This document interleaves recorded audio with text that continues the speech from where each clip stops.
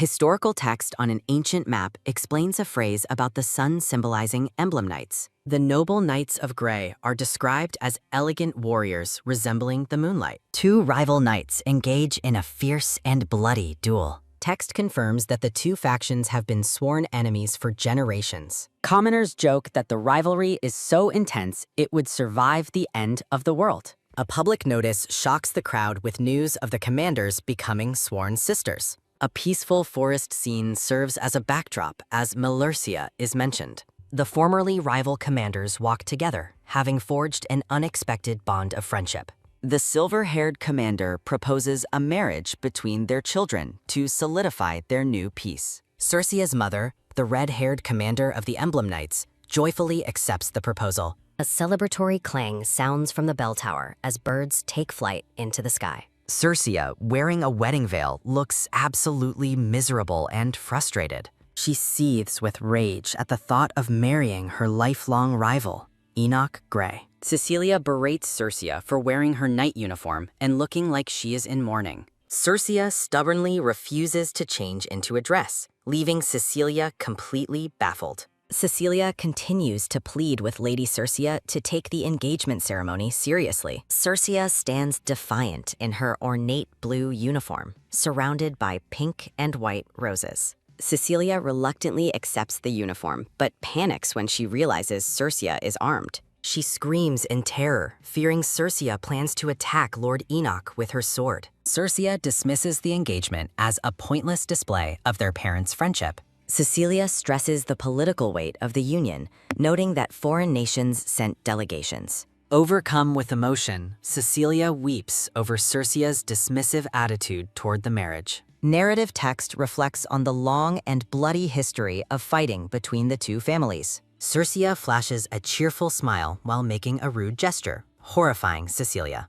She hopes the ceremony will be canceled since Enoch has been missing for a week. A sudden, loud boom sounds, startling Cecilia as she discusses the missing fiancé. Both women turn in surprise toward the source of the noise. Three soldiers in blue uniforms tumble through the doors in a clumsy heap. They admit they were eavesdropping while trying to debunk rumors about Circea wearing a dress. Circea stands over the clumsy men, demanding they explain themselves. One man delivers a message from the vice commander suggesting she run away. The men enthusiastically offer to help her escape, much to Cecilia's dismay.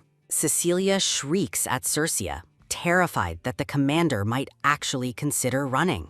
The scene shifts to the Grand Imperial Palace banquet hall where guests have gathered. Circea refuses to flee as commander, but won't wait indefinitely for Enoch. Her sudden resolve leaves Cecilia and the soldiers in a state of shock. Circea devises a cunning plan to use Enoch's absence to break the engagement later. An elderly priest in ceremonial robes approaches Circea as the ceremony is prepared. He suggests praying for Enoch, but Circea claims she'd rather beat him himself. Circea demands that the ceremony begin immediately, despite her fiancé's absence. The priest is stunned when Circea insists on proceeding alone, insulting the missing Enoch. She explains that proceeding now will legally trap Enoch in a permanent bachelorhood.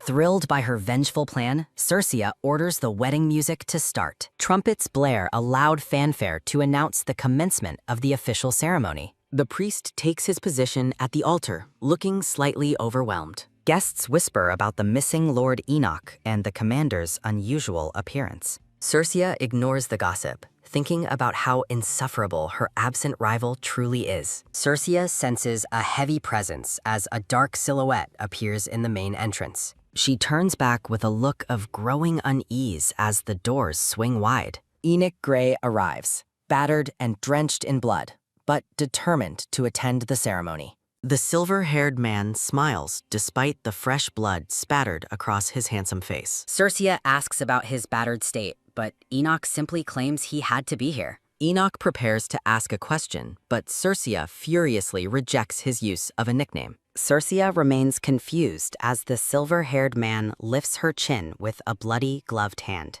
As a soft sound rings out, Enoch dismisses her concerns and pulls her into a kiss. Stunned by the sudden contact, Circe stares wide-eyed in complete disbelief at the silver-haired man. Fury boils within Circe as she seethes over the audacity of the bastard Enoch Grey. The soldiers and maids scream in total shock at the brazen display between the rival commanders. Enoch looks into Circe's eyes with a strange intensity as he prepares to speak again. The silver-haired man asks if she missed him, while Circe questions his true identity. Circe is left speechless as Enoch reaches out to gently touch her long red hair. A word from the distant past resurfaces as Circe realizes he knows her secret occupation. Overwhelmed by the revelation, Circe demands to know how he could possibly know that word. Staring into his eyes, Circe begins to suspect a shocking connection to her former life. The narrative reflects on meeting a fated person during an unexpected engagement ceremony. A philosophical question arises about how many people can remember the first day of life. In a flashback, a red-haired woman and her partner proudly introduce their newborn child. The parents hope their child will finally end the long hatred between their warring families. The baby bellows with impressive strength, surprising her mother with her great energy. Mel notes the child is healthy, while her mother believes she will help many people. Reborn as a baby, Circe screams in confusion and frustration at her bizarre new surroundings. The narrative notes that her lunatic behavior wasn't just due to her tiny, sausage-like arms. Circe recalls her past life as a detective chasing a lifelong enemy through the shadows. In her memory, the detective shouts for the hooded criminal to stop right there. A desperate hand reaches out toward a target that is just out of reach. A loud honk sounds as the detective's final memory is filled with frustration and sadness. Baby Circe wails in rage about the criminal, while her parents admire her canary-like voice. The parents see her powerful crying as a good sign for a great future. A volume mute icon appears as the text notes nobody understood the newborn's heart. Three maids excitedly dote on the baby, unable to resist her adorable, chubby cheeks. Sitting up on her bed, the red-haired baby looks remarkably focused and composed. Circe realizes she can enjoy many perks in this life by manipulating people's reactions. An older maid scolds the others for playing when the family head is arriving. Circe feels uncomfortable as the maids whisper about her grandfather never visiting his own granddaughter. Relaxing on her back, the baby questions if a visit from him is truly necessary. Happy with her easy life, Circe decides she doesn't want to live intensely anymore. The maids scramble to clean the room while the master and mistress are currently away. A maid rushes to Circe's side as the baby wonders about the sudden commotion. The maid pleads with the baby to make a good impression as someone shouts orders. Circe becomes nervous as the maid panics about the family head's sudden arrival. The butler and maids stand in a rigid line to receive the important guest. A massive, red-bearded man in a decorated blue uniform enters with an imposing presence. The family head radiates a terrifying purple aura as Circe watches him with fear. Circe notes his scary appearance, having heard he is the most spirited of all commanders. The butler introduces the young lady, but the family head responds with a dark snarl. With a single shout, the grandfather sends the butler flying for naming Circe without permission. Circe is horrified as she watches the butler spit blood from a purely mental attack. The red-haired commander stands tall, surrounded by a menacing cloud of dark energy. Circe trembles in fear as her terrifying grandfather finally makes direct eye contact with her. Shaking with terror, Circe is shocked when the scary man asks if she has eaten. The red-bearded family head remains skeptical as the butler claims the baby eats well. An insulted baby Circe fumes as her grandfather questions her mother's choice in progeny. Circe reaches out in genuine concern for the butler following the grandfather's mental assault. The butler reveals a bottle of fake blood used to manipulate others for sympathy. Circe is impressed by the butler's ruthless dedication to survival within the noble household. The red-haired baby contemplates a counter-strategy for her grandfather's obvious dislike of her. Merlicia rushes into the room searching for her father, while Circe greets her mother. Militia playfully suggests that her father fled because he was caught showing affection. The red-haired mother celebrates her perceived victory, while the butler notes the head's departure. Melcia offers to explain the situation as the butler remains unconvinced of her victory. The red-haired woman smiles warmly as she cradles her daughter in her arms. A discarded stuffed bunny rests on the floor as Melcia mentions sending constant portraits. Mercia winks, claiming the family head returned early simply because he missed his granddaughter. The mother gloats over her win, while baby Circia remains completely baffled by the logic. The butler humors Maltricia's enthusiasm, suggesting the family head must truly adore the lady. Circia wails in protest, refusing to accept her grandfather's terrifying behavior as a form of love. Mercia continues to dote on Circia, oblivious to the baby's internal struggle and lack of communication. The butler presents a lavish spread of rare delicacies, encouraging the young lady to eat heartily. Circia trembles at the table as the butler questions if something is wrong with the food. The baby is visibly overwhelmed by the sheer amount of expensive delicacies placed before her. Circia rages against the forced affection of being overfed by her overbearing grandfather. A sudden movement sends the silver platters clattering as the butler watches in shock. Circia cries out in frustration, begging for the endless parade of food to finally stop. A woman introduces a young boy named Enoch to his future fiancé, the infant Circia. A sudden, loud clang sounds as the portrait of the baby girl is knocked to the floor. The silver-haired boy stands defiantly over the fallen portrait with a look of intense determination.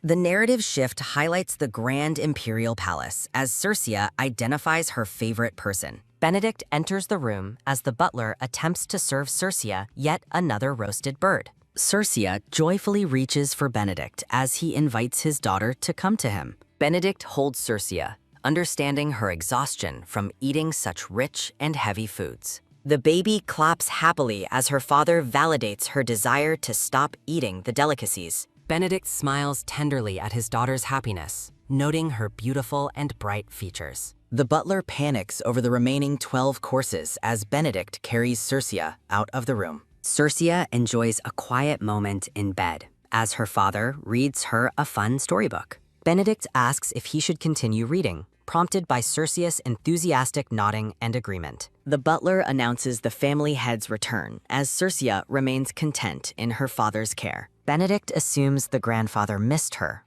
but Circia glows with a dark, irritated energy. Circia finds her grandfather's overbearing behavior and arrogant tone to be completely insufferable. Benedict attempts to soothe Circia, insisting that the grandfather's actions are born from pure love. Her father encourages her to listen with an open heart, as Circia remains deeply skeptical. The text notes the incredible cost and difficulty involved in obtaining the rare delicacies served. Circia imagines her elderly grandfather personally hunting for the food just to show his affection. The family head crosses his arms and insults the baby's thin limbs, calling them rotten branches. Benedict greets his father, while Circia seethes with rage at the man's rude and overbearing remarks. The grandfather scolds Circia for being impudent, while the baby bellows a loud protest in return. Overcome with anger, Circia finds the old man's presence to be incredibly annoying and frustrating. Benedict translates the grandfather's harsh insults as a sign of worry over Circia's health.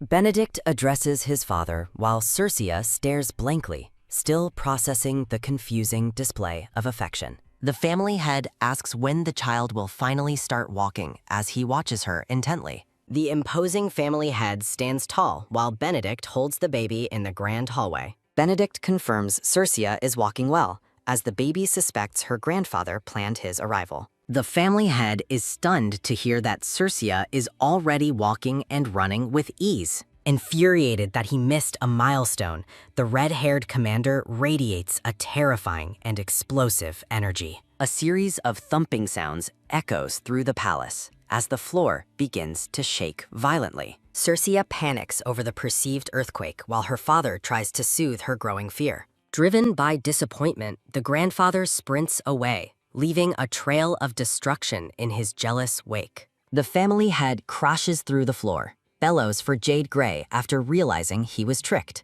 Benedict holds the baby as Circia gapes in awe at her grandfather's incredible superhuman speed. A letter reveals Jade Grey taunted the grandfather about missing the baby's first steps, playing him perfectly. Circia reconsiders her father's words about the grandfather's clumsy affection while eating her mushroom soup. Amidst rainbows and sweets, the joyful butler serves more delicacies to the happy, eating baby. A grand palace shot marks the ducal house as Circia reflects on her infant state. Dressed in a lavish lavender gown, Circia groans at the absurdity of her current life. Melurcia and Benedict dote on their baby angel, much to the embarrassment of the former detective. Melurcia worries about Enoch falling hopelessly in love with Circia at first sight during their meeting. Circia has a mental breakdown at the prospect of having Enoch Grey as her future fiancé. The baby worries that meeting so young will ruin any romantic tension for their adult lives. Circia wails in frustration about her situation just as a maid announces an important arrival.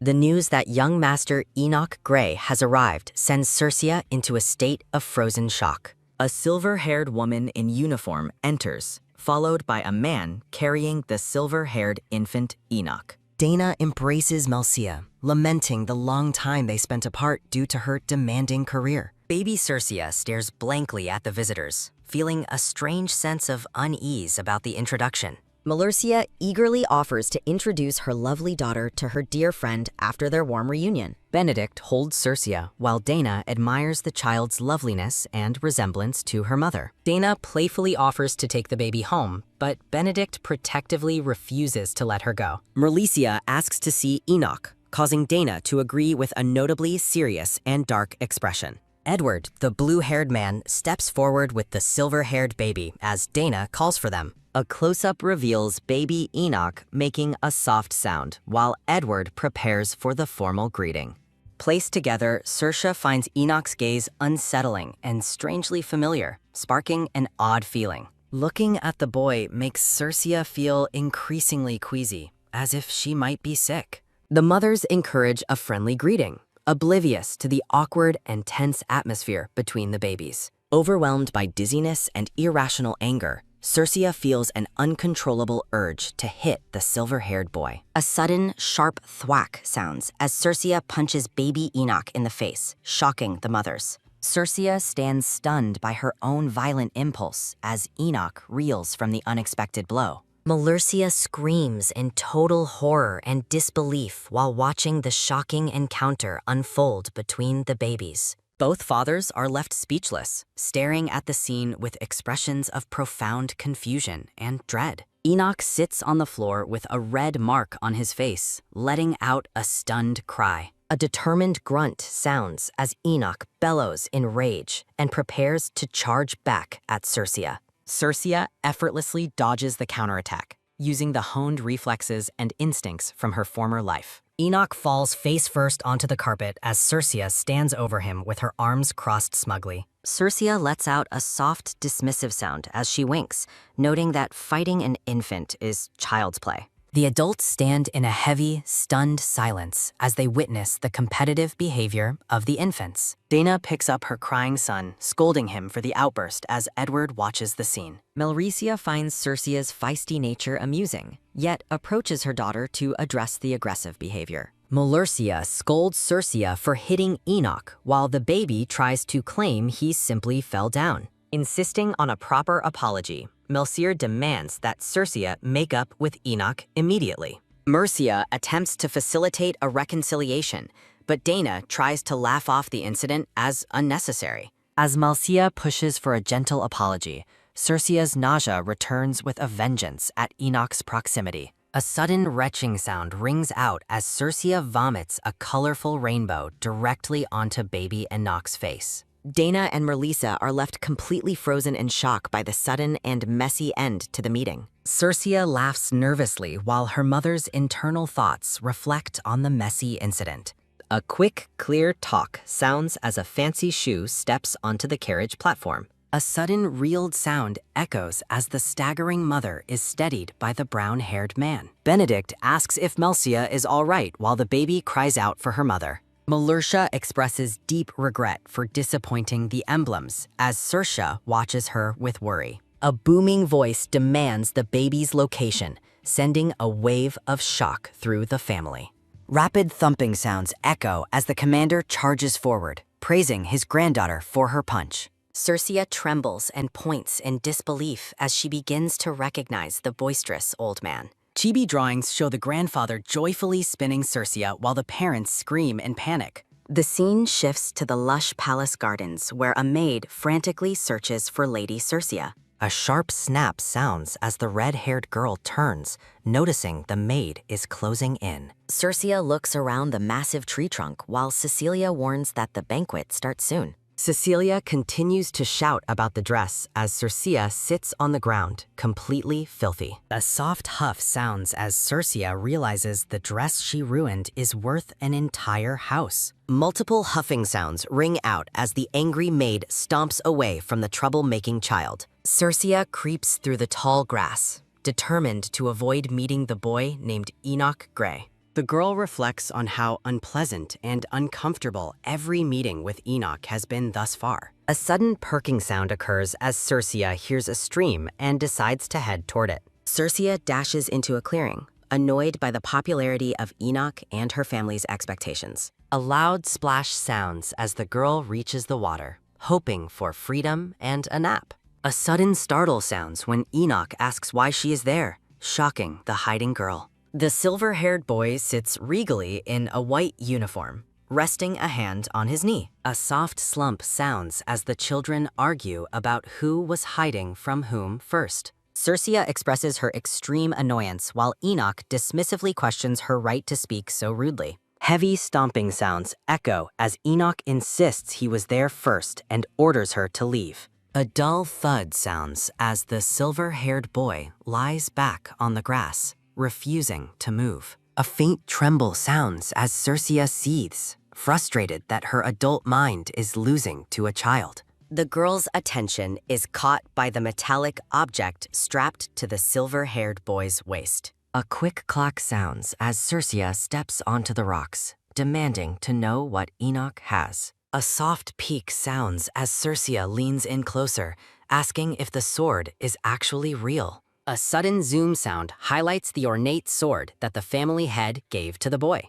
Enoch explains his duty to become a knight, while Circia asks if he is learning swordsmanship. The boy questions why Circia hasn't started her own training yet as an emblem of her family. Circia contemplates her natural interest in swords, despite the heavy expectations placed upon her knightly family. The girl admits the sword looks cool while feeling annoyed that Enoch received his weapon first. Circia worries that learning swordsmanship will lead to another exhausting and difficult life like her previous one. Enoch presses for an answer about her delay, while Circia admits she finds the idea painful. The silver-haired boy grabs Circia's collar, furiously insisting that she must learn how to fight. Enoch yells about her duty to House Emblem, claiming the family line depends on her becoming a knight. A sudden retching sound rings out as Circia threatens to throw up on the boy again. A distancing sound occurs as Enoch backs away, asking if she truly has no intention of training. A sharp tremble sounds as the boy shivers with rage at Circia's dismissive and lazy attitude. A quick flinch sounds as Enoch claims her choice will make her a boring person to know. A sudden zoom sound accompanies Enoch's taunt that the house will decline because of her weakness. Circia explodes into a fiery rage, screaming at the boy to stop his insulting and arrogant lecture. The girl stands frozen as the boy's words about her weakness echo painfully through her mind. A terrifying monster sound rings out as Enoch realizes he has pushed the angry girl too far. A massive smash sounds as Circia delivers a powerful punch directly to the silver-haired boy's face. Ouch and thwack sounds ring out as Circia beats the 7-year-old boy into the grass. Water-dripping sounds echo as Malertia punishes her daughter for hitting Enoch far too hard. Holding her arms up, Circia groans that her mother scolding her feels deeply unfair. The girl fumes, justifying her violence by claiming the arrogant boy deserved a lesson. Malvertia harshly scolds her daughter, demanding to know why she refuses to reflect on her actions. The red-haired commander bursts in, boisterously asking if his granddaughter truly beat up the boy. The grandfather celebrates the glorious victory while Malertia screams at him to stop encouraging the behavior. Circia looks up with wide, shimmering eyes, clearly affected by the sudden praise and attention. The grandfather becomes frantic and worried when he notices his beloved granddaughter has started to cry. Sobbing, Circia claims the boy insulted her for refusing to learn the ways of the sword. The girl laments that the boy predicted her family's decline, wounding her pride as an emblem. The grandfather joyfully embraces her, declaring her an honorable emblem, while the mother watches in silence. The old man credits Circia for protecting their family honor, while Melcia looks away with concern. The scene shifts to the ducal palace, standing silent and still under a bright full moon. Lying in bed, Circia nurses her aching arms while resenting her mother's lack of understanding. A sudden noise at the door startles the girl, making her wonder who is visiting so late. Deciding she is not in the mood for company, Circia closes her eyes to pretend she is asleep. Melcia leans over the bed, softly noting that her daughter appears to be resting peacefully. The mother gently massages the girl's sore arms, apologizing for the harsh scolding earlier that day. Melcia applies cooling medicine as she mentions that Enoch also faced a severe scolding and ran away. The woman admits that both mothers went too far in their pursuit of maintaining family harmony. Melcia observes that Circia's anger likely stems from a growing sense of pride in her noble heritage. Wishing her daughter a good night, Melcia smiles warmly at how much the girl has grown. The door closes with a dull thud, leaving Circia alone in the quiet, blue-tinted room. Circia shifts under the covers, her mind racing despite her mother's efforts to comfort her. The girl stares into the darkness, looking genuinely shaken by the depth of her mother's affection. Circia feels a deep sense of fear, unable to reconcile the mother's warmth with her past experiences. A flashback reveals Circia's past life as an orphan after being abused by her biological parents. A man reaches out to the young, dark-haired girl, promising to treasure her as his own family. The young girl looks up hopefully at the man who wears an expensive, shining silver watch. Their hands meet with a soft click, and the girl feels she was born to meet them. The memory turns grim as police tape surrounds a crime scene where investigators call for forensics. The young girl watches from the shadows as a body is wheeled away from the scene. A sudden sound occurs as a hand falls from the gurney, revealing her father's signature watch. An officer shouts for the child to stay back as she tries to cross the police line. Screaming for her parents, the girl is pulled away while learning they supposedly committed suicide. As an adult detective, Circia vows to find the truth, having never known true parental love. A close-up of her police ID highlights the lonely path she walked without a family's support. Back in the present, the girl trembles with fear that her kind mother might also disappear. Circia reflects on the unprecedented care she is receiving, feeling a strange mix of joy and terror. The girl smiles through her tears, admitting that despite her fear, she feels truly happy. Circia steps out onto the balcony, looking for a distraction from her heavy and confusing thoughts. The night air clears her mind, helping her move past the lingering anger she felt toward Enoch.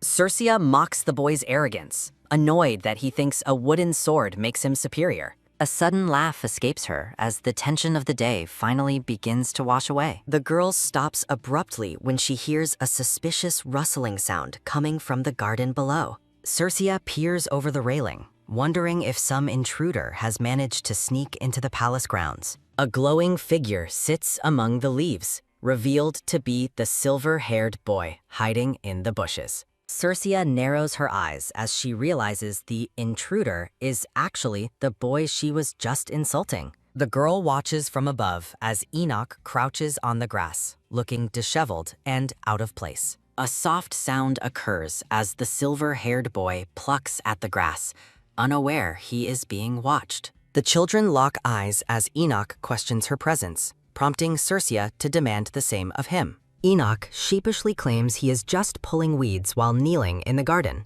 Circia looks at the boy with a deeply skeptical and questioning expression. As Circia walks away, Enoch reaches out frantically, begging her to wait a moment. The girl warns that he'll be caught soon, prompting Enoch's shock at the news. Circia observes that this hesitant behavior is completely out of character for the boy. Rubbing his head, Enoch offers a sincere apology for his earlier insults and behavior. The boy explains his guilt over insulting her family and his outburst about training. Heavy footsteps sound as Circia approaches the boy, catching him off guard. Circia gently reaches out and cradles the silver-haired boy's bandaged face. Enoch looks up in surprise as the girl continues to hold his face gently. The children lean in close, their foreheads almost touching in a quiet moment of connection. A sudden talk sounds as Enoch panics and pushes Circia away, telling her to leave. Circia is annoyed by the fuss, while Enoch stammers an apology for pushing her.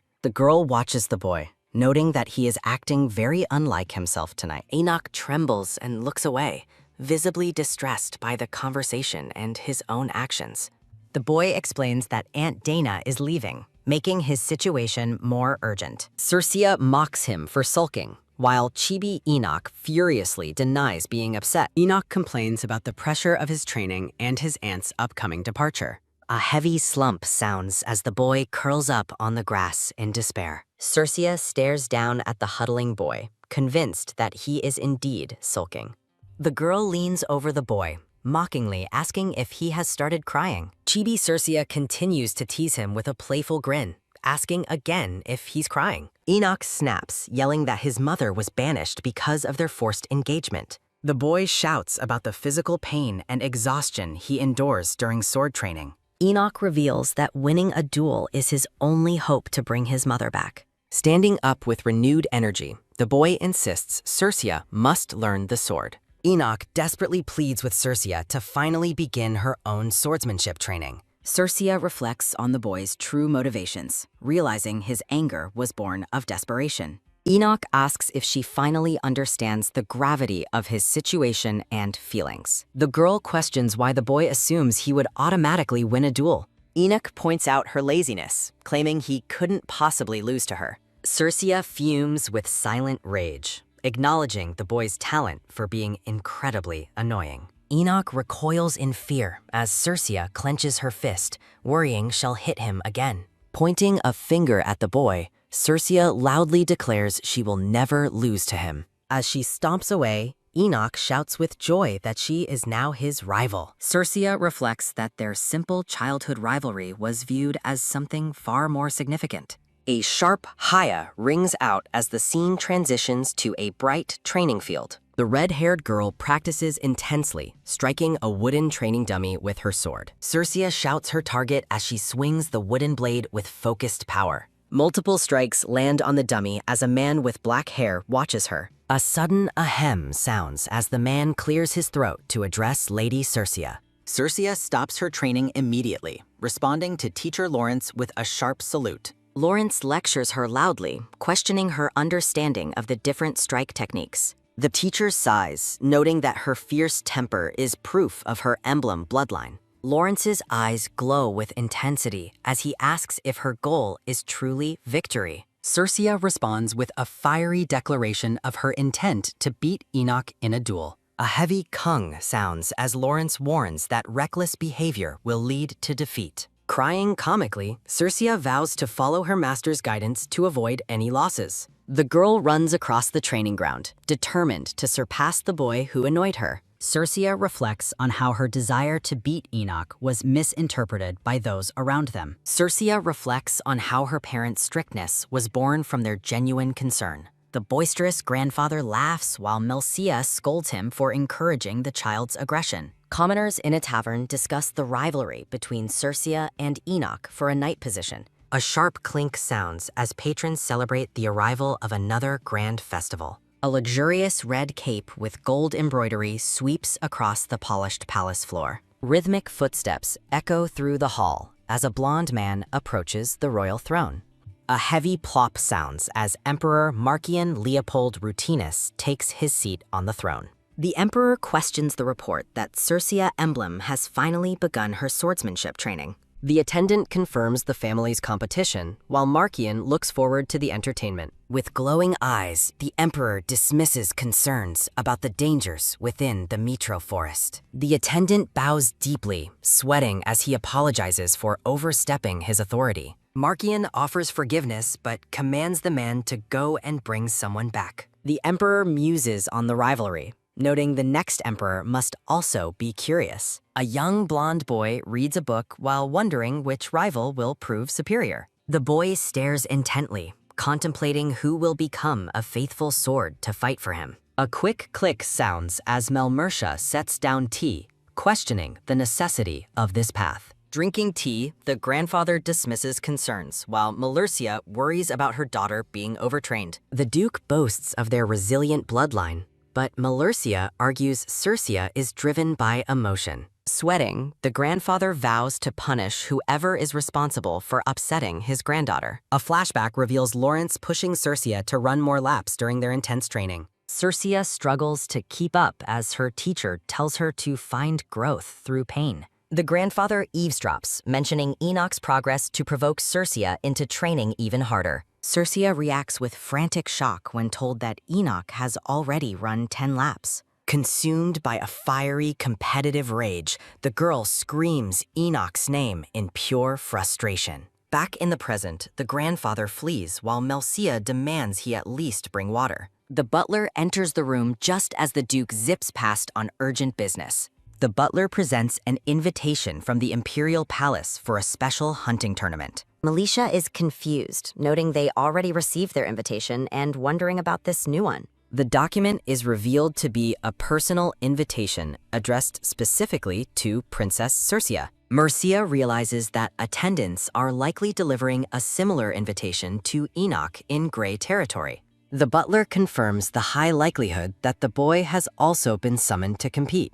Melercia worries about the Emperor's intentions behind making such young children compete so publicly. Slamming her hand down, the mother finds the idea of the hunting tournament utterly excessive. A sudden breeze stirs as Melmersha laments sending the children to the monster-filled Mitro forest. The Duke playfully tosses Circia while Melcia watches, filled with a growing sense of dread. Rhythmic hoofbeats sound as the horse-drawn carriage carries the family toward the imperial event. Inside the carriage, Circia's father attempts to soothe Melcia's fears about the forest's dangers. 3 young girls sob loudly, jealous that Circia is going to see Enoch without them. Covering her ears, Circia tells the annoying children to enter the tournament themselves. A blonde girl cries that it's unfair Circia gets to marry Enoch instead of her. Circia shouts in disbelief, firmly declaring that Enoch is not her type at all. The girl shocks the room by claiming she would much rather marry her own father. Circia points out that Enoch is a stick compared to her handsome father, silencing them. The young girls turn to look at the silhouettes of the man behind them. Circia's father appears in a sparkling glow,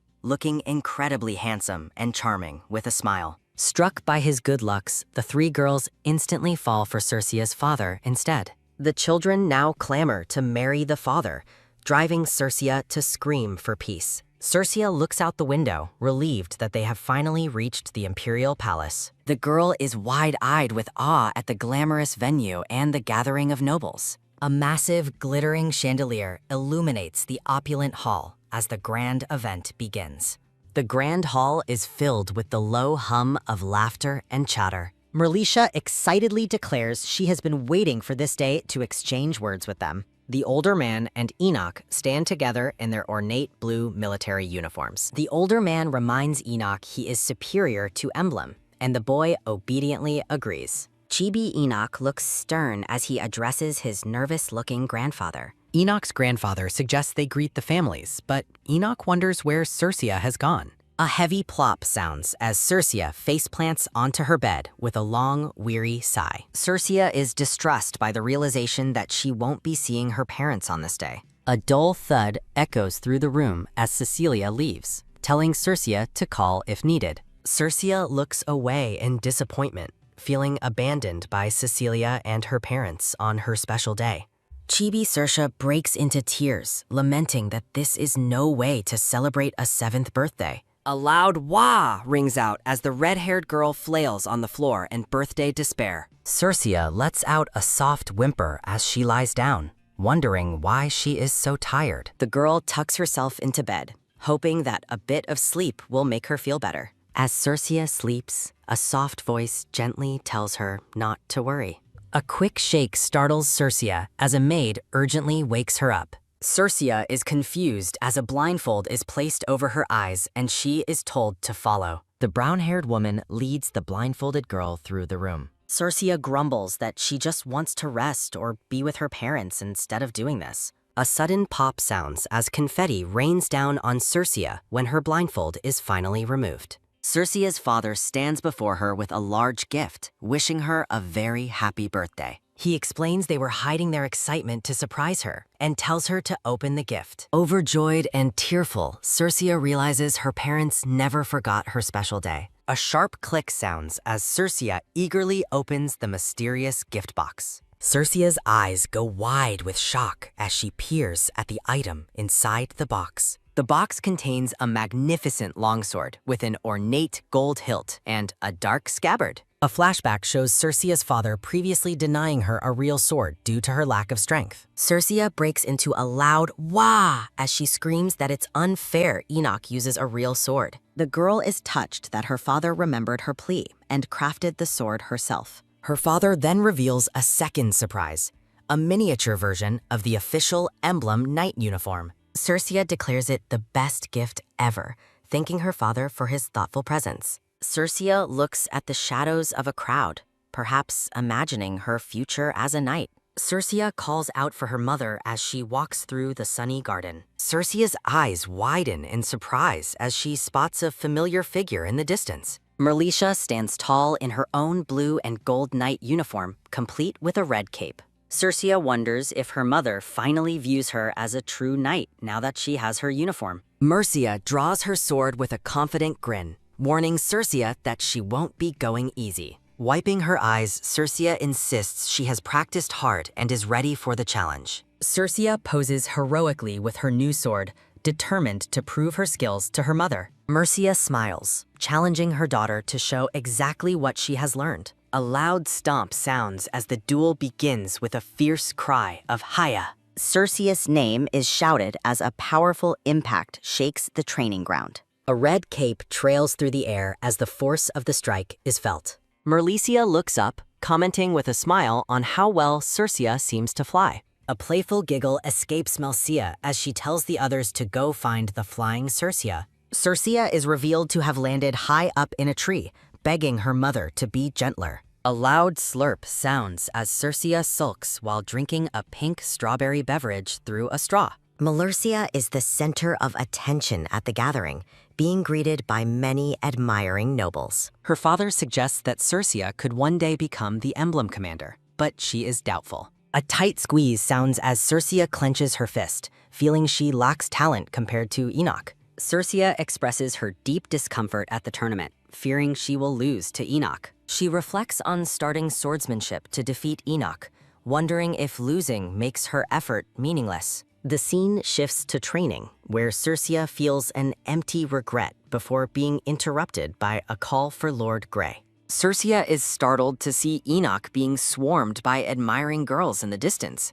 The girls enthusiastically offer Enoch cookies and a dance, clearly smitten with the young boy. Enoch politely declines the invitations, explaining that he must remain by his grandfather's side today. Watching from afar, Circia finds the attention Enoch receives utterly annoying and glares at him. A tense, glaring contest erupts between Enoch and the fiery Circia, fueled by their mutual rivalry. Circia suddenly turns her attention toward the grand entrance as the Emperor is announced. The crowd erupts in cheers and shouts of admiration as the Emperor finally makes his appearance. The blonde Emperor Markian enters the hall, accompanied by a frail-looking blonde boy. Circia admires the Emperor's cool demeanor, while others gossip about the Crown Prince's rare public appearance. Clinging to her father, Circia asks why the atmosphere feels strange and if the prince shouldn't be there. Her father gently explains that the Crown Prince has suffered from severe illnesses since he was very young. A close look reveals the young prince's pale complexion and a somber, serious expression for his age. The blonde boy gives a small, bashful wave to the gathered nobles as he follows his father. Circia observes the prince, thinking he seems physically frail, but possesses a kind and good heart. She asks her father if the archbishop could use divine power to permanently cure the prince's ailments. Her father looks down sadly, explaining that healing cannot protect the boy from those who wish him harm. Circia reacts with shock and confusion at the idea that the young prince is in actual danger. She grows quiet, contemplating the dangerous and lonely situation the sickly young boy must navigate. Circia observes the prince from a distance, reflecting on the honor of becoming a sword for someone vulnerable. The young prince clutches a heavy, ornate book with both hands as he walks through the hall. The emperor continues to wave to the adoring crowd, seemingly oblivious to his son's quiet burden. Emperor Markian and the white-haired Duke Grey exchange formal and friendly greetings after a long absence. The emperor expresses interest in the boy, and Duke Grey proudly moves to formally introduce Enoch. Enoch bows deeply and politely introduces himself to His Majesty as Enoch Grey. The emperor encourages his son to greet Enoch, referring to him as the future Grey family commander. Standing tall, Enoch firmly promises the emperor that he will serve the crown prince faithfully. The emperor whispers to Duke Grey about the benefits of the prince having a loyal guard as a friend. The two young boys shake hands under the watchful and calculating eyes of their powerful relatives. Duke Grey reflects on the emperor's obvious pushing, wondering if the Grey family is being favored. He acknowledges the historical rivalry, but notes the current skill gap favors Enoch over the Emblem family. Duke Grey looks at Enoch with high expectations, hoping he will fulfill the family's long-held wishes. The prince and Enoch encounter the red-haired Circia and her father as they move through the palace. Circia's father and the young girl stand together as they prepare to greet the royal party. Surrounded by a shimmering floral background, Circia introduces herself as Circia Emblem with a bright smile. The crown prince's eyes light up with pure shock and excitement upon hearing Circia's name. He enthusiastically tells Circia how much he has wanted to discuss a specific book with an emblem. The prince holds up his book, asking if she has read it as part of her family's training. The joyful moment is shattered as the prince suddenly coughs up blood, terrifying Circia and the onlookers. While everyone panics, the prince awkwardly laughs, claiming he just got too excited about their conversation. Circia watches with concern as her father and the duke suggest the prince go rest immediately. The blonde boy continues to wave and insist he is fine, though his pale face says otherwise. Circia is struck by the look in his eyes, sensing he is desperately begging her not to leave. Her father suggests the prince rest today and promises a visit to the Emblem Mansion very soon. Circia is filled with pity for the prince, saddened by his inability to play and live normally. She gives him a confident thumbs up, vowing to show him the family's legendary sword techniques later. A heart-tipped arrow of affection strikes the prince as he is deeply moved by Circia's vibrant spirit. Circia waves a cheerful goodbye, telling the crown prince to rest well and get better soon. The brown-haired man politely hopes that the head of the Grey family enjoys the banquet. Duke Grey offers to escort the emperor, while a thought bubble praises his clever political maneuver. Enoch feels sweat-inducing anxiety as he realizes the immense pressure of his current situation. The scene shifts to the bright morning light at the entrance of Mitro Forest. A man in a suit shouts through a megaphone about the chance to become a knight. A crowd of nobles gathers before the kingdom's banner under a bright, sunny sky. Merlicia asks Circia if she remembers what her mother said was most important. Circia recites the rule about watching prey.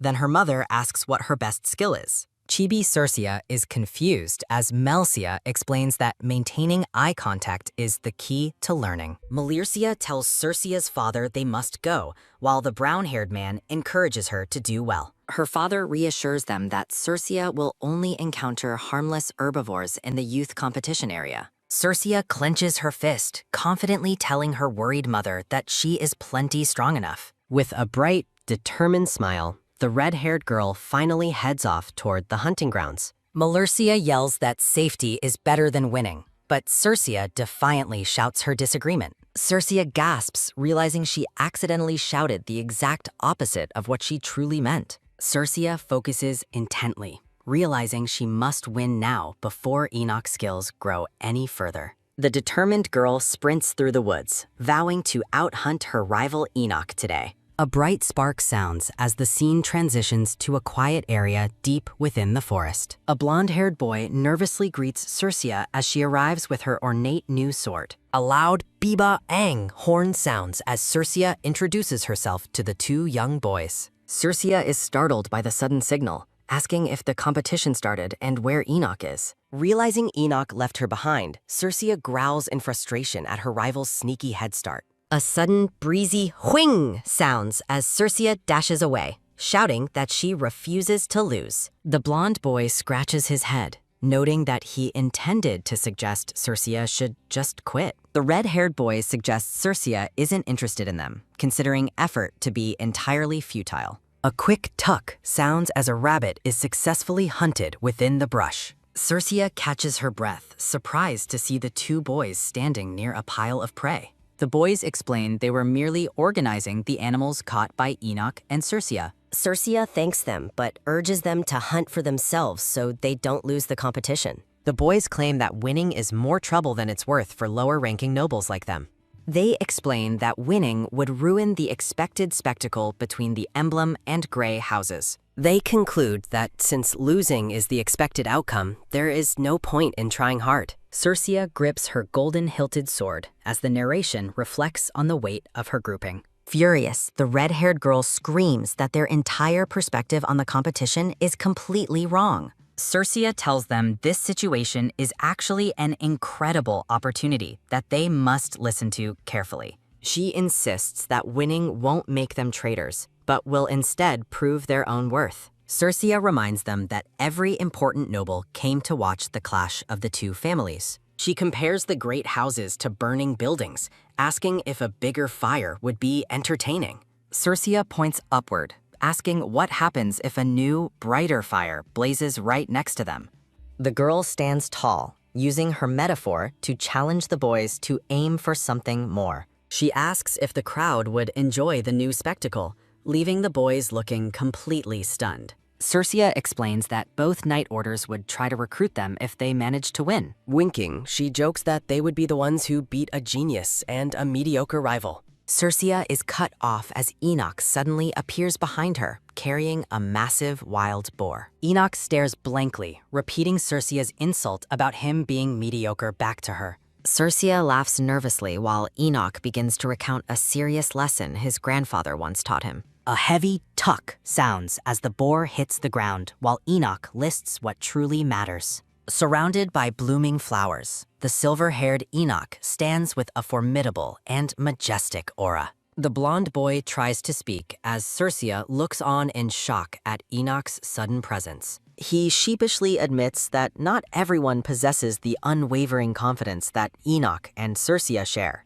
The blonde-haired boy looks terrified as a low, ominous hum sounds from a thought. Circia recognizes the boy as Olivia Boltmore's brother and asks how he knows her sister. A memory from the carriage shows a crying blonde girl tormenting Circia with her loud voice. Circia mentions his brother always wanted to join the Emblem Knights, surprising the blonde boy. Circia offers a hint on how to impress the Emblem Commander, sparking the boy's curiosity. Circia explains that her mother appreciates those who persevere until the end, giving a thumbs up. The blonde boy stares in wide-eyed shock as cold sweat beads on his forehead. Reinvigorated, the blonde boy tells Emmett they must show everyone what lower nobility can achieve. A sharp metallic ring sounds as Enoch draws his sword, offering the boys a 30-minute lead. Circia teases Enoch about needing rest, but he curtly tells her to be quiet. A clear ring sounds as Emmett and the blonde boy draw their swords to compete. A frantic pitter-patter sounds as the two boys charge into the dense forest to hunt. Circia finds the boys cute, while the silver-haired Enoch watches her with a calm expression. Circia stares ahead with glowing golden eyes and a look of absolute determination. Circia is overjoyed by a recent revelation, while Enoch remarks that she seems overly happy. Enoch asks if she will go easy on him so he can win the tournament. Circia gets serious, promising to crush him, which Enoch admits he prefers. The silver-haired boy gives a gentle smile, looking deeply at the red-haired girl. Circia notes that Enoch no longer gets nauseous when she stands close to him. Narrations reflect that Enoch used to feel sick just by looking at Circia's intense eyes.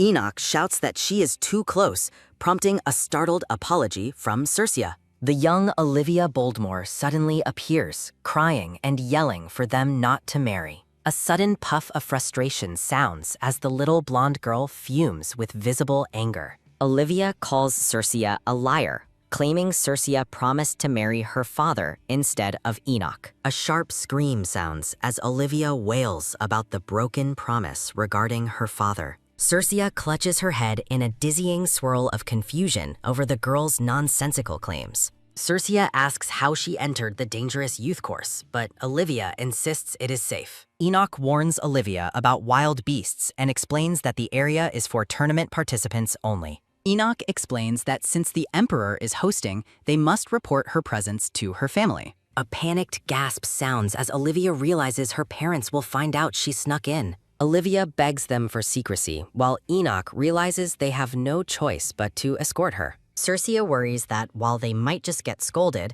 a dishonorable act could ruin Olivia's future. Olivia wails about her brother's hard work, while a narration asks whose fault it is. Circia contemplates her options while resting her chin on her hand in deep thought. Thoughts weigh heavily on Circia about protecting Osric's honor while getting Olivia out safely. A heavy gulp sounds as Circia ponders her difficult choice under the bright sun. A quiet whisper sounds as the Emperor listens to a report while seated on his throne. The Emperor smiles while drinking wine, leading the prince to ask what is so amusing. The Emperor asks the Crown Prince for his prediction on who will win the tournament. The Crown Prince predicts a Grey family victory, prompting the Emperor to ask why. The prince explains that an emblem focuses on protecting the weak over winning or losing. Scenery of the quiet forest appears as the prince notes Circia's duty to protect the girl. The Emperor watches the tournament as the prince concludes Circia will lose against Enoch.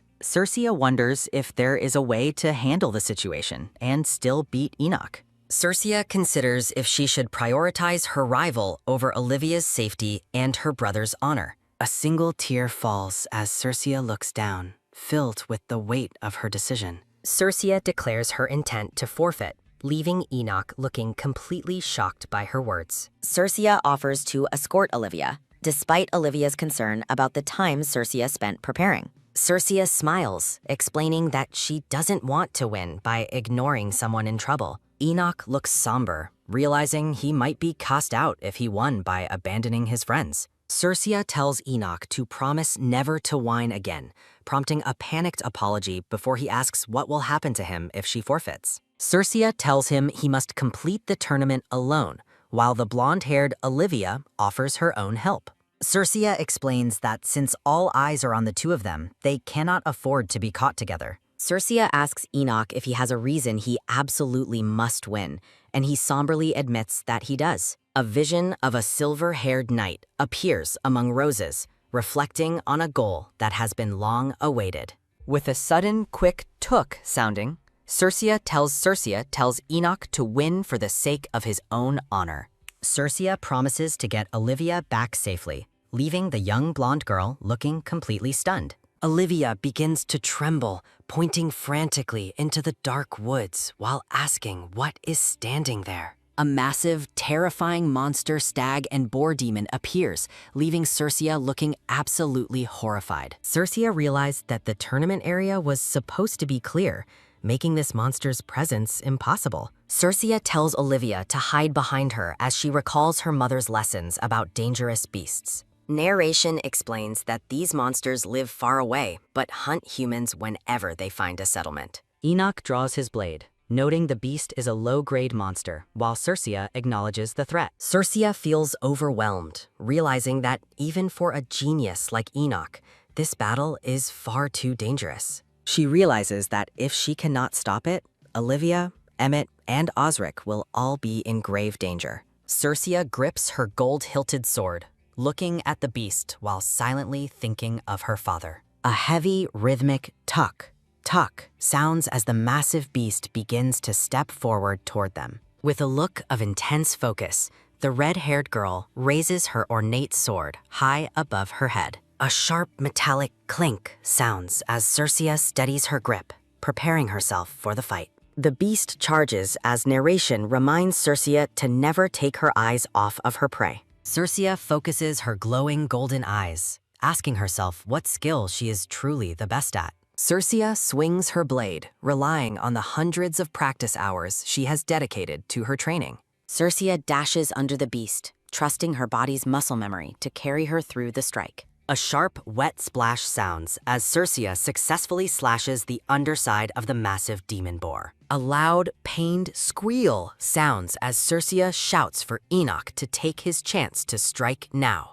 Enoch looks startled as Circia screams for him to finish the beast off immediately. Circia lies on the ground, desperately shouting for Enoch to end the fight while he has the chance. A quick, powerful tap sounds as Enoch's boot pushes off the ground to launch his final attack. With a fierce, determined shout, the silver-haired boy leaps into the air with his sword drawn. Enoch's sword plunges deep into the skull of the monster, ending the encounter in one blow. A heavy, thudding thud sounds as the beast collapses, its shadow looming over the victorious Enoch. Panting in the rain, Enoch asks if they succeeded, as Circia lies exhausted near the carcass. Circia remains on the ground, catching her breath while the heavy rain washes over the battlefield. Enoch stares at Circia with a look of profound shock, his blue eyes wide with realization. A quiet, breezy swish sounds as Enoch turns his head, staring back at the red-haired girl. Enoch's blood-stained sword reflects the grim scene as he reflects on how poorly things went. A memory of Circia's frantic scream for him to finish the fight echoes in Enoch's mind.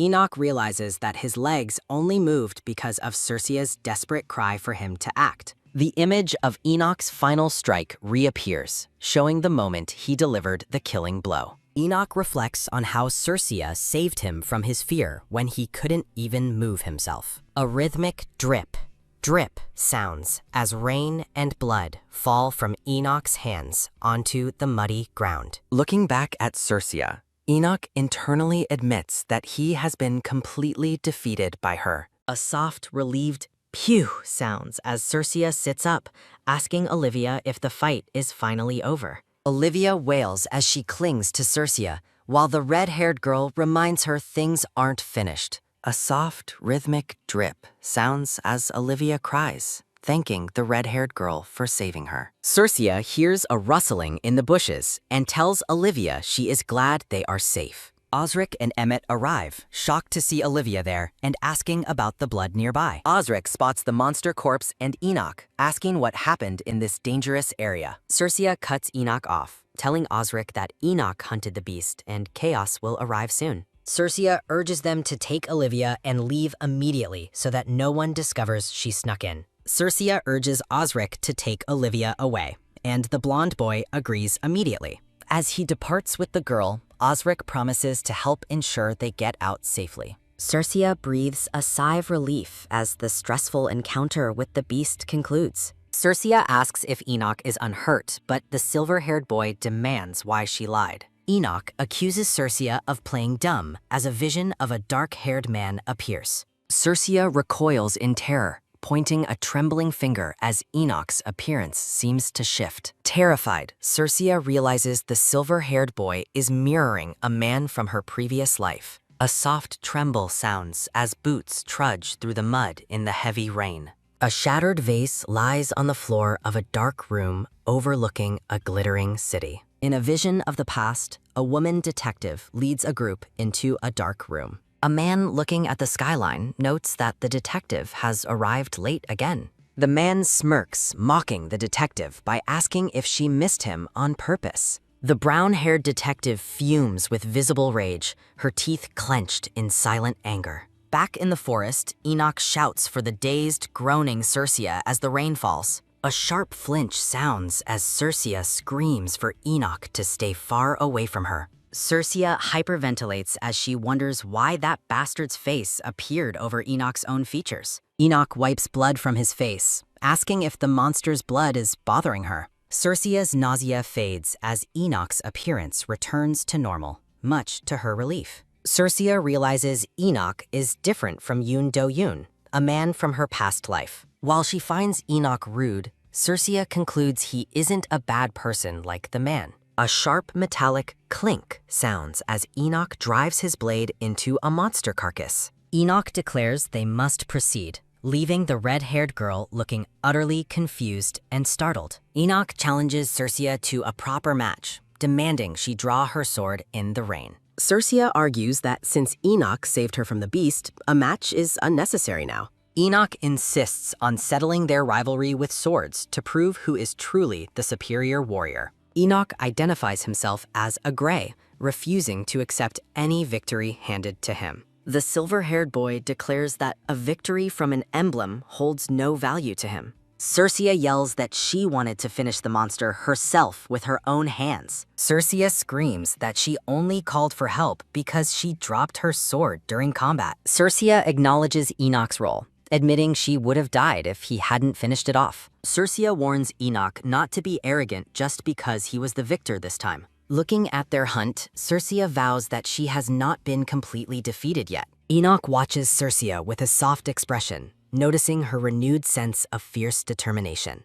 Enoch observes that Cercia is determined to continue refining her skill with the sword. Cercia admits she is grateful Enoch pushed her to learn how to handle a sword. Cercia recalls Olivia's tearful gratitude, remembering how it feels to save a human life. A soft sob sounds as Cercia remembers mourning parents thanking her for helping their daughter. Cercia reflects on her past career as a detective and the salvation she brought others. Cercia realizes that with her own hands, she has once again protected someone in need. She reflects on the thrill of the battle and the sensation of striking the beast. A joyful laugh sounds as Cercia smiles brightly, filled with a sense of accomplishment. Enoch notices Cercia's happiness, watching the girl with a quiet, observant gaze. Enoch's blue eyes widen as he stares at the radiant, smiling, red-haired girl. A snap sounds as the owl-crested banner of the tournament waves in the blue sky. Enoch walks down a red carpet as a crowd cheers for the victorious young knight.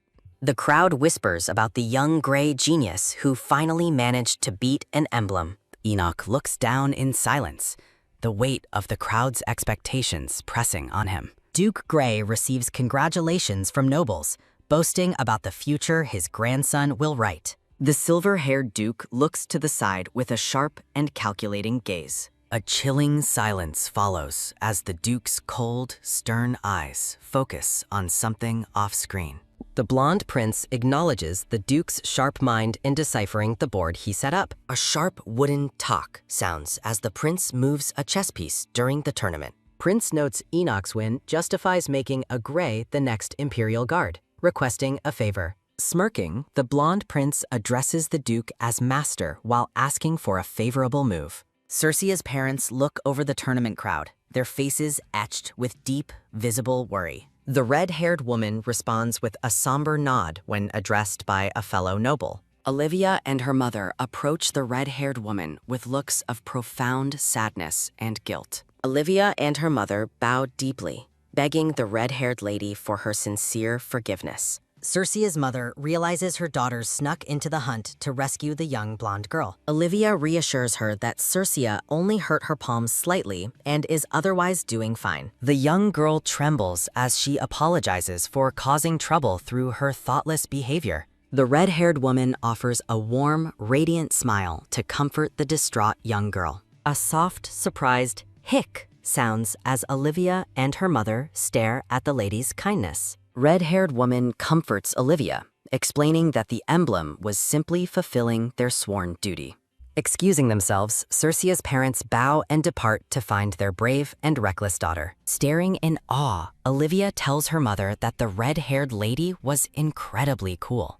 The brown-haired father points toward the bushes, spotting a familiar figure hidden in the leaves. A soft rustle sounds as little Cercia peeks out from the brush with wide eyes. Her parents shout her name with voices filled with overwhelming relief and intense emotion. Little Cercia leaps from the bushes, shouting joyfully that she has finally returned to them. Cercia's parents sweep the young red-haired girl into a tight and loving family embrace. Her father welcomes her back while her mother asks if she had a fun adventure. Looking up at her mother, Circia says she has something important to share. Circia's parents look stunned as she declares she has fallen in love with the sword. A joyful, high-pitched laugh sounds as little Circia beams with a bright and proud grin. The family shares a long hug as flower petals drift around them in the sun. A sharp, resonant tak sounds as wooden practice swords collide with great force. In a memory, young Enoch trains fiercely with an instructor in a grand training hall. The instructor warns that a split second of hesitation leads to certain death in combat. The teacher explains that swordsmanship must be mastered by the body rather than the mind. A heavy, echoing whack sounds as Enoch delivers a powerful strike against his teacher's guard. Panting heavily, young Enoch listens as his instructor calls an end to their daily practice. Enoch walks past servants who whisper about his status as the youngest tournament winner. Walking alone through the silent mansion, Enoch reflects on the shadow of his own fear. A rhythmic tap sounds as Enoch remembers Circia moving when he was unable to act. Enoch sits beneath a tall tree, searching his pockets for a cherished and secret item. Enoch stares at a paper, feeling entirely unworthy of hearing such kind and proud words. A letter from his mother apologizes for missing his achievement while she is away. Clutching the letter to his chest, Enoch thinks about seeing his mother again very soon. With a look of fierce resolution, Enoch resolves to reunite with her at the mansion. The massive and ornate gray mansion stands proudly beneath a bright and clear blue sky. A sharp, repetitive tak sounds as young Enoch trains alone in the dusty courtyard. From a high balcony, the blonde prince watches Enoch's outstanding skills with a calculating gaze. Prince notes that defeating a monster at Enoch's age is a truly remarkable and terrifying feat. Duke Gray and the blonde emperor face each other inside a luxurious, sunlit office. Duke Gray sternly asks if the monster was released by His Majesty for a scheme. The blonde emperor remains silent, neither confirming nor denying the Duke's heavy and serious accusation. Duke Gray scolds him for playing dangerous games with the lives of innocent children. Prince explains it was a test to see the true skills of future Imperial commanders. Duke Gray gasps in horror as the prince names Enoch the next Emperor's sword. The blonde prince expresses his desire for House Gray to provide the next Imperial Guard. The prince rests his hands on a desk covered in official documents. Duke Gray considers how this victory would finally end their long-standing rivalry with House Emblem. A sharp gulp sounds as the Duke wonders why the prince is offering him everything he wanted. The blonde prince explains that Rutinus requires a sharp, new generation of knights. Focusing on his goal, the prince mentions that a genius like Enoch Gray is needed.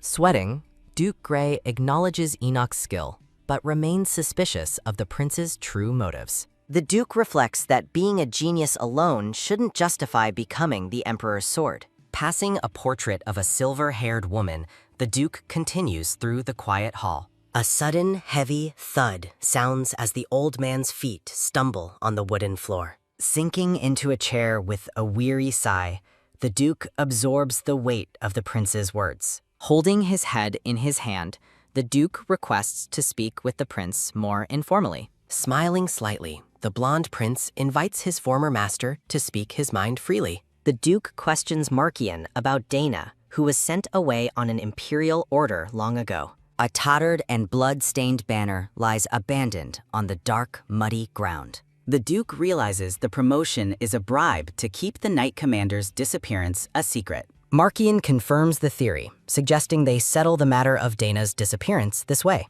A single pawn stands before a king on a chessboard, representing the harsh reality of politics. The Duke accuses the prince of calculating how to appease him after losing his daughter. Markian looks flustered, insisting he was merely presenting the official standpoint of the Empire. The Duke warns that while the late Emperor understood true leadership, the prince still does not. He lectures the prince on the importance of apologies and ruling with the integrity of a swordsman. The silver-haired man stares intensely, warning that those who ignore obstacles quickly lose their heads. The Duke ends his lecture, stating he only nags to prevent the prince from alienating House Grey. Bowing deeply, Duke Grey takes his leave from the prince's presence. Alone, Markian reflects on his foolish attempt to outmaneuver his own former teacher. The prince notes that the Empress has escalated her attacks with assassins and dark rituals. Markian thinks of Cercia, realizing they need a knight willing to die for a frail prince. Looking at the prince, the Duke notes that Markian finally looks like his true self again. A map of the region signifies that the news of Dana's disappearance will soon cause chaos. The Duke foresees a bloody struggle for the throne beginning once the Empress takes action. Beside a vision of a guillotine, they discuss Enoch's dangerous position as a relative of the Empress. Looking determined, the blonde prince asks his master to help him stop the Empress. The Duke acknowledges the request, remembering Enoch's father is the brother of the Empress. In a memory, a hand rests on young Enoch's head as he is separated from his mother. A joyful ha-ha sounds as the young silver-haired boy laughs while playing in the garden. A dark narrative box laments the cruel fate waiting to sacrifice such an innocent life. The scene shifts to a grand mansion as someone asks if Cercia is ready. The brown-haired father dresses for the day while a butler assists with his coat. Surprised, the father learns that Cercia refuses to attend the upcoming medal ceremony. A rhythmic tap sounds as the father walks toward his daughter's room to investigate. Opening the door with a look of concern, the father calls out to his daughter. He stops in his tracks as he sees a surprising scene unfolding inside the bedroom. Cercia sits in bed with a bandaged arm while Olivia feeds her snacks. The father worries if it is disrespectful to have the Martianus' daughter acting as a servant.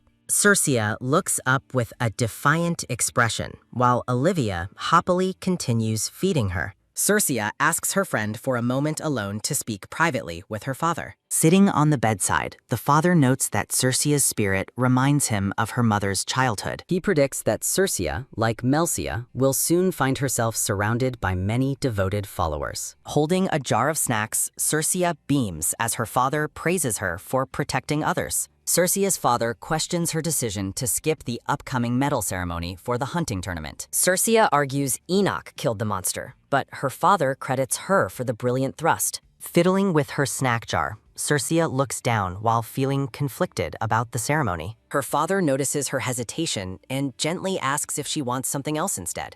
A sharp, rhythmic tuck sounds as Cercia dramatically presents her heavily bandaged right arm. Cercia complains that her injury has barred her from sword practice and left her bored. Looking determined, the red-haired girl begs her father to let her resume her training. Her father sighs, explaining that both the doctor and the family head must approve. Cercia worries she will lose her skills while Enoch continues to train every single day. Feeling ashamed, Cercia apologizes for her whining while her father comforts her with a smile. A soft, surprised, "Huh?" sounds as Cercia reacts to her father's suggestion of a plan. Smiling cleverly, her father reminds Cercia that he is the chief strategist of House Emblem. Hope flares in Cercia's wide eyes as she listens to her father's secret training proposal. At the ceremony, a surprised "ah" sounds as Cercia is handed a tall, fruity drink. A polite, blonde-haired boy thanks Cercia warmly for her bravery during the recent monster hunt. Cercia gestures to her bandages, explaining that her arm hasn't quite finished healing just yet. The boy is confused when Cercia mentions she has started focusing on lower body training instead. Excitedly, Cercia explains her father's rule about training healthy body parts when others are injured. Looking baffled, the boy wonders if she really needs to go to such extreme lengths. He observes that Cercia's eyes truly shine whenever she talks about her passion for swordsmanship. Cercia asks the boy what specific lower body exercises he has been practicing in his training. A sudden, sharp tap sounds as a hand lands heavily on the blonde boy's shoulder. Young Enoch appears with a dark and intense gaze, causing the other boy to flinch. Cercia mentions she was about to eat, and Enoch tells her to enjoy her meal.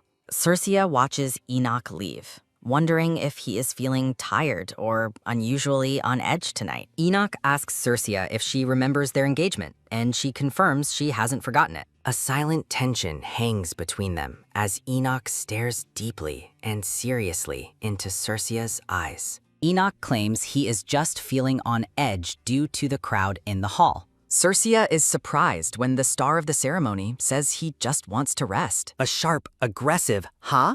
sounds as knights begin arguing about who saved whom during the hunt.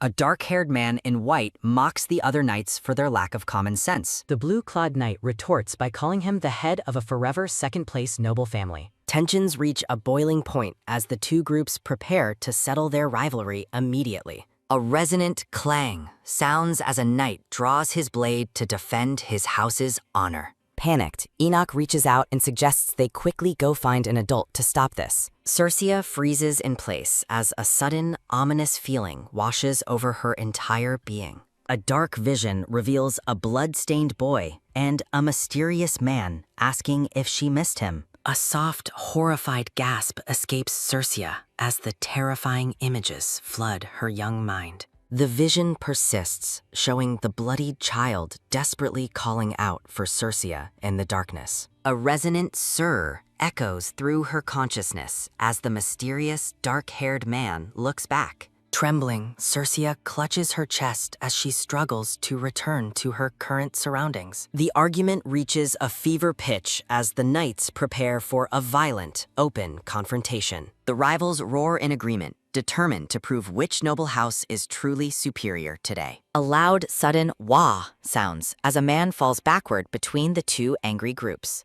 A heavy, echoing thump sounds as the man in white lands flat on his back. Looking around in confusion, the man asks who shoved him while the others stare. The man laughs and offers a cheerful greeting to the stunned Emblem and Grey Knights. Circia and Enoch stare in absolute disbelief at the man's sudden and bizarre interruption. A soft, bewildered "Dad?"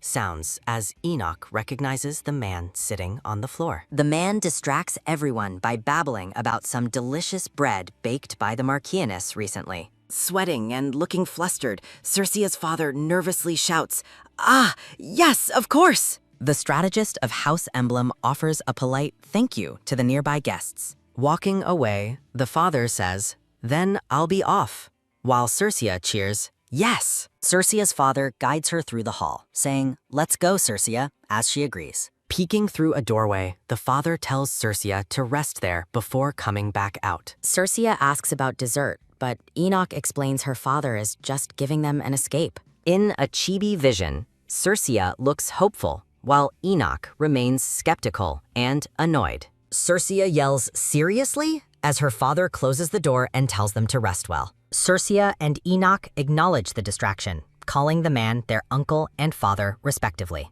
Adjusting her cape, Circia asks if knights always come this close to brawling in public. Circia jokes that her father is likely sprawled out on a sofa by now. Enoch stares intensely at Circia, asking her what happened during the confrontation earlier. Circia tries to act confused, but Enoch tells her not to pretend she doesn't know. Enoch notes that she avoided his gaze when he suggested calling for an adult's help. Looking concerned, Enoch asks if he did something that made her feel uncomfortable today. Enoch asks if she is bothered by the tournament credit, and Circia simply says no. Circia claims the credit doesn't matter, prompting Enoch to ask what she really wants. Looking hesitant, Circia tells Enoch she actually has a favor to ask of him. Circia admits that something has been bothering her, though she claims it isn't huge. Circia demands that Enoch promise to grant her favor before she explains what it is. Enoch argues that her request sounds more like an order,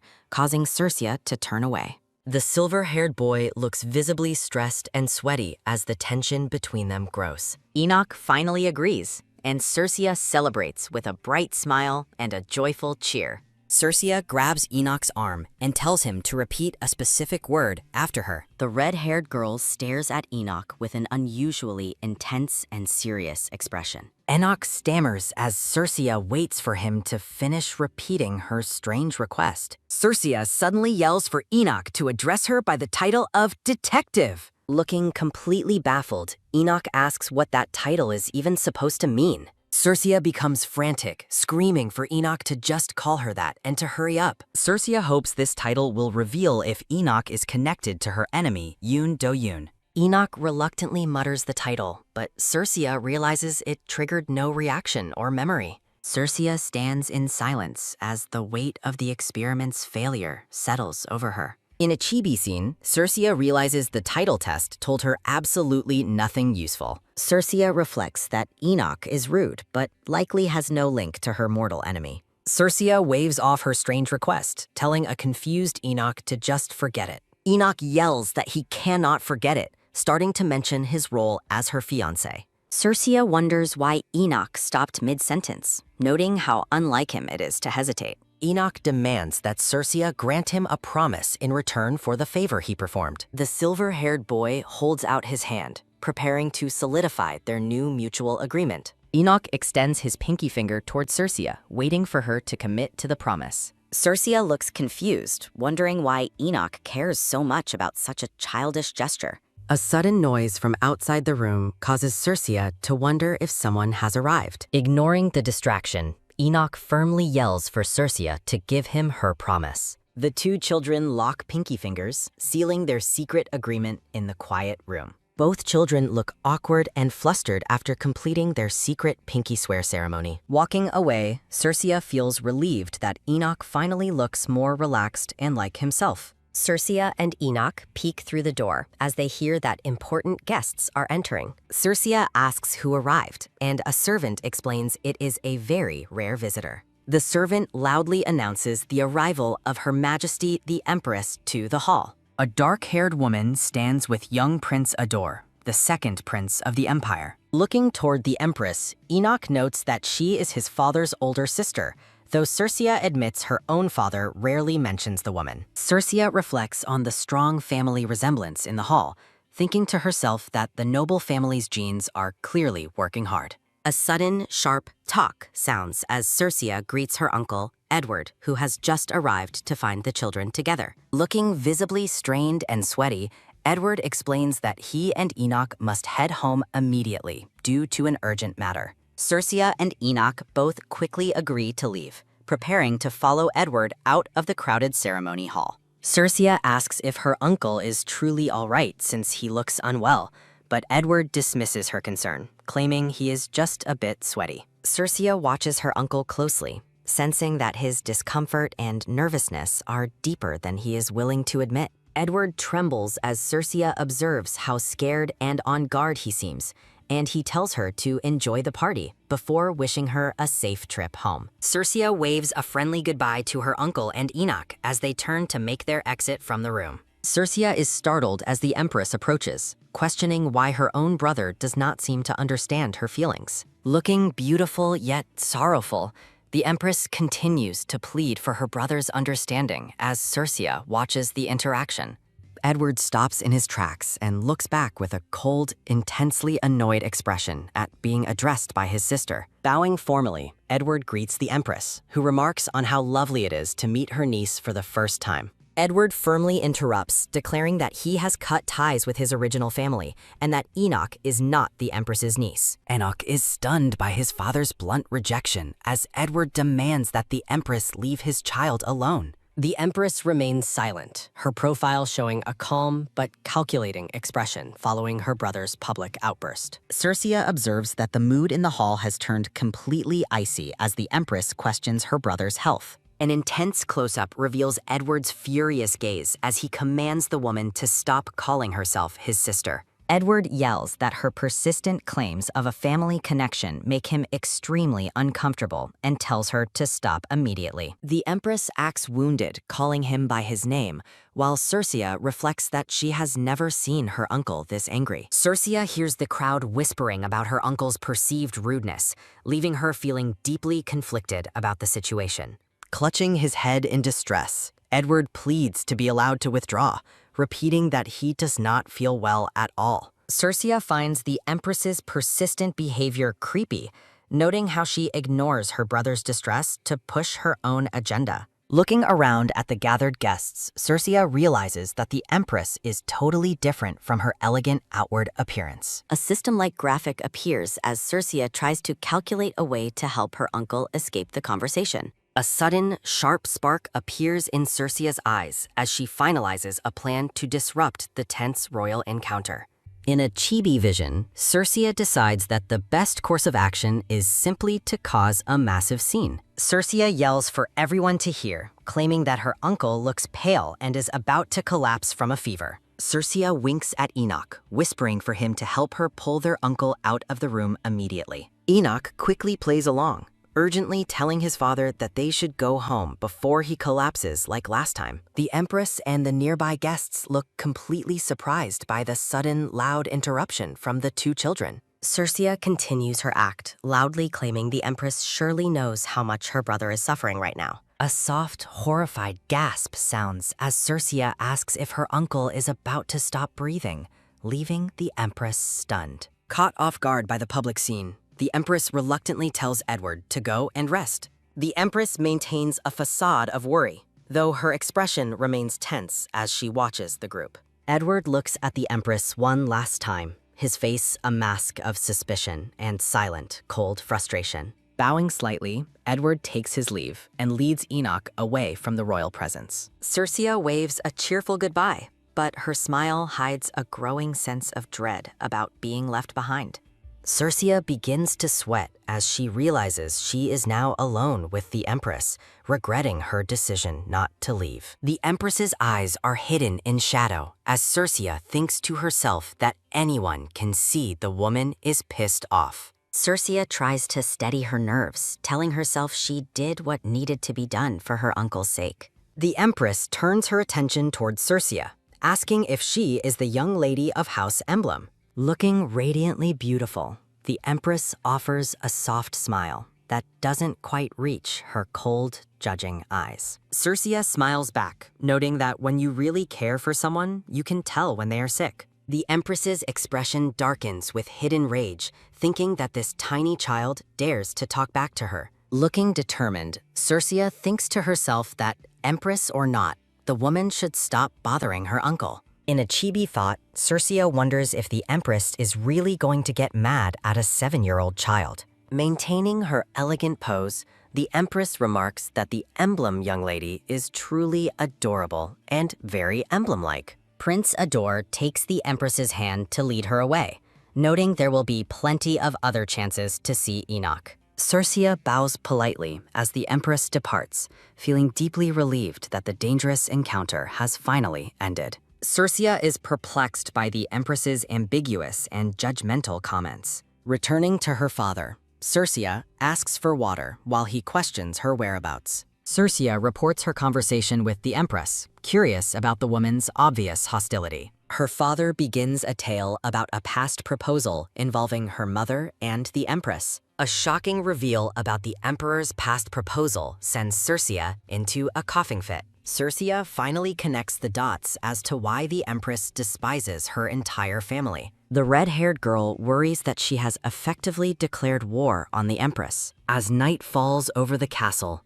a frantic voice calls out for Circia. Malertia storms into her daughter's room, her expression wide-eyed with panic and urgency. Looking horrified, the mother demands to know exactly what was said to the Empress. Malertia scolds her daughter, insisting that any interaction with the Empress was a mistake. Circia's mother is overwhelmed with fear, questioning why her child took such a risk. Circia's father arrives, noticing the intense distress radiating from his wife. The man comforts Melmercia, lamenting the timing of the confrontation and Aunt Dana's situation. Circia watches them in silence, wondering if something terrible happened to her aunt.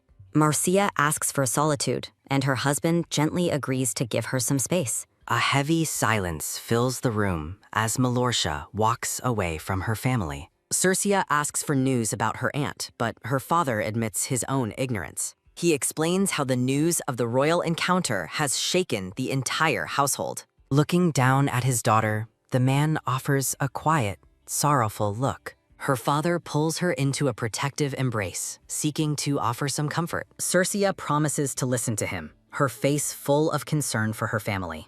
He tries to explain his wife's anxiety and the mystery surrounding Aunt Dana. The sound of a sudden disturbance pulls his attention toward the balcony outside. Memories of a violent argument between Melcia and the grandfather flash through the room. The grandfather's roar echoes as he accuses his daughter of a terrible betrayal. Startled by the commotion, Circia asks her father what is going on. He instructs Circia to remain in her room and hide until he returns. Looking tense, her father promises to investigate the cause of the shouting. He offers one last reassuring look, telling her to be a good girl. Watching him leave, Circia is overcome by an inescapable sense of looming danger. The red-haired girl trembles as the weight of the family's secrets settles on her. Circia's thoughts drift toward Enoch and the high stakes of his mother's safety. In a flashback, young Enoch looks hopeful about winning a chance to be home. Circia realizes that Enoch is likely waiting for her or planning something bold.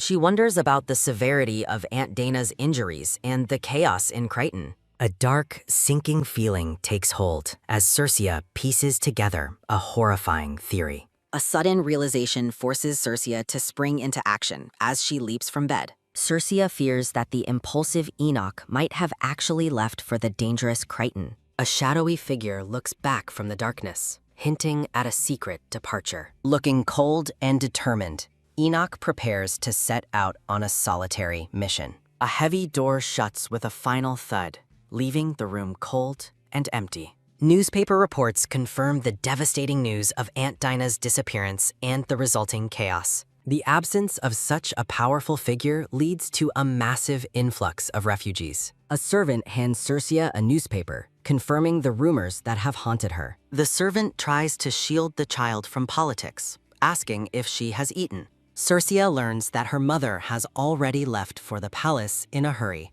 Realizing she is left alone, Circia laments the absence of her entire family. Playing up her sorrow, Circia tells the servant she needs to embrace her loneliness. Circia's eyes spark with a new plan as she decides to take matters into her own hands. The brown-haired servant gently addresses Circia as she rests her hands on the girl's shoulders. Circia demands an explanation as the servant warns that visiting Gray would be uncomfortable due to rumors blaming the family head for her aunt's disappearance. Circia whistles innocently while planning her next move with a finger on her cheek. The woman refuses Circia's request to go out, prompting the girl to declare she will go to sword training instead. A portrait of Enoch is pinned to a training dummy made of straw. Circia practiced her swordsmanship alone, worrying that the training might be too intense for the absent Enoch. Circia pauses her training to examine the wooden structure before her thoughtfully. Circia emotionally reflects on how the training dummy was her only constant companion when her family was away.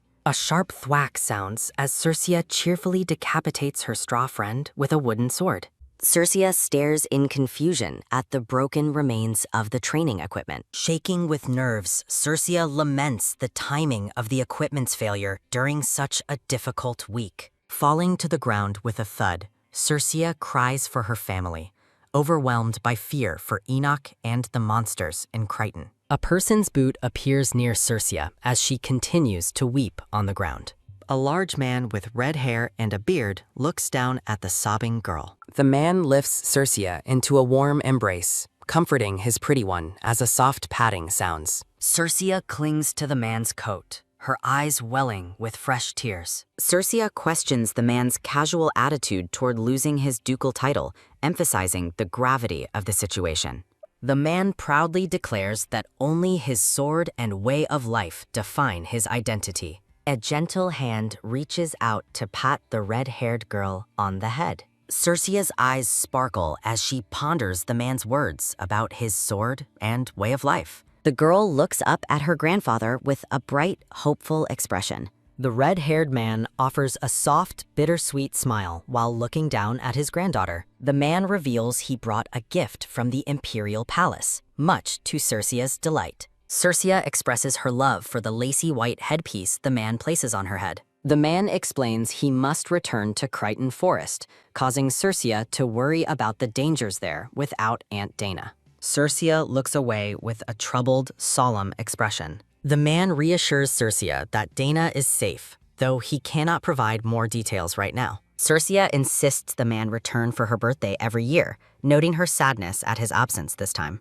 A soft potting sounds as the man comforts the crying girl once more. A sudden gurgle sounds, causing the man to wonder about the source of the noise. Circia sheepishly admits she has not eaten yet while scratching the back of her head. A startled wah sounds as the man roars in fury, demanding to know who dared to starve his granddaughter. Circia recalls how her grandfather's focus on food once ended a family feud and led him to scold everyone. Circia remembers her mother also prioritizing food, leading her to apologize to the grandfather for the skipped meal. Circia eats a meal, concluding that skipping food is a useful tactic for resolving family conflicts. Comparing her current life to her past, Circia notes that her family now goes into a frenzy whenever she misses a meal. While stirring her food, Circia worries about when she will see Enoch again and if he is eating. The servant bids Circia a good night as she prepares to leave the room. The woman stops and turns back toward the red-haired girl with a realization.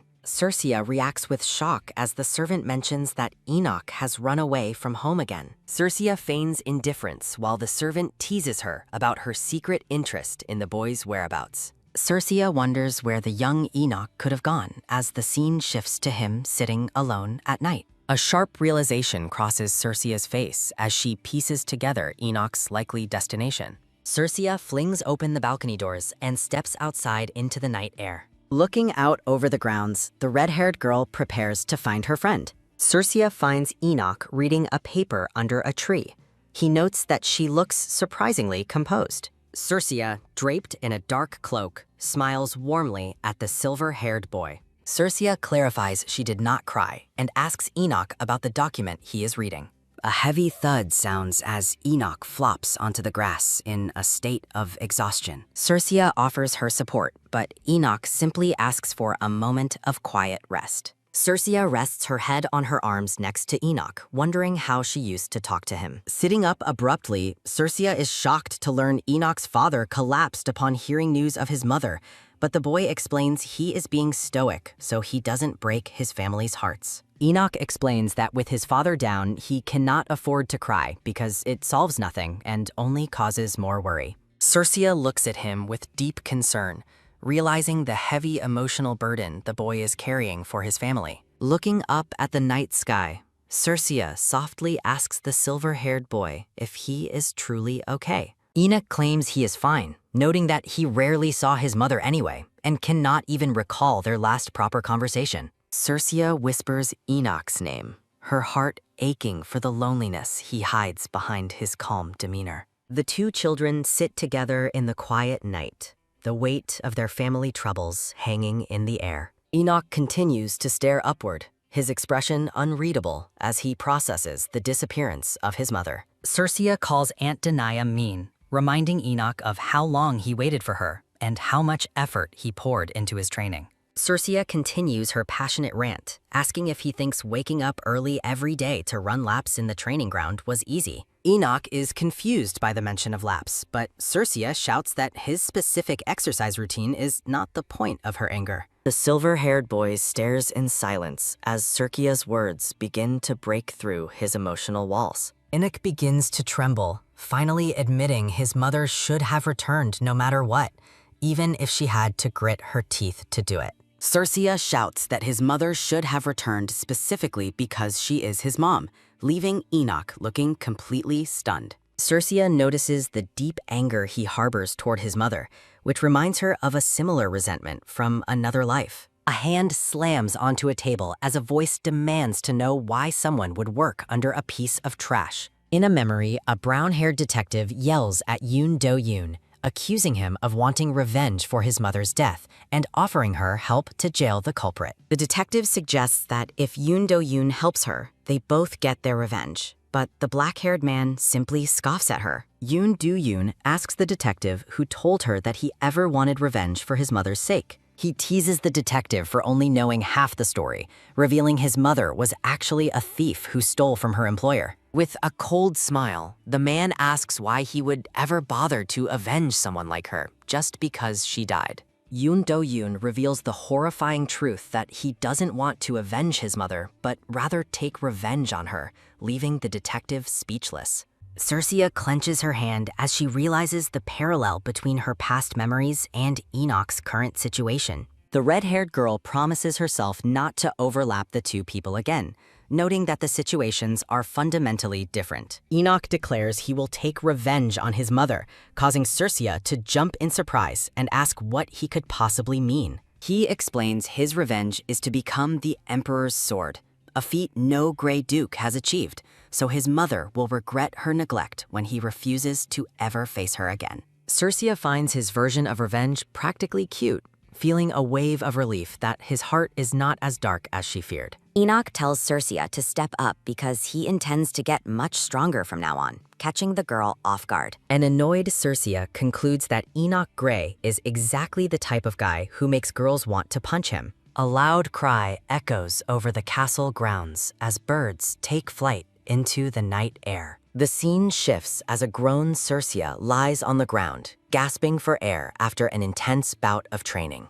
Sweat pours down her face as she struggles to regain her breath, the intensity of her efforts visible in her eyes. A tall, silver-haired man stands over her, calling her name as he holds a training sword. Cercia Emblem, now 18 years old, smiles defiantly as she raises her wooden sword and declares that the match is not over yet. Looking at the man with irritation, Cercia thinks about how much stronger and taller he has become during the time they were apart. Cercia closes her eyes and winces, clearly annoyed by her companion's overwhelming growth and prowess. The setting shifts to a grand, torchlit stone hall where training continues in the shadows. Swords clash with a violent spark as Cercia engages in a high-speed duel against a powerful opponent. Cercia stands panting before a tall figure clad in a full-body textured suit and a featureless mask. Smirking at her opponent, Cercia mocks the Shadow Knight for having so many openings despite being the Emperor's direct guard,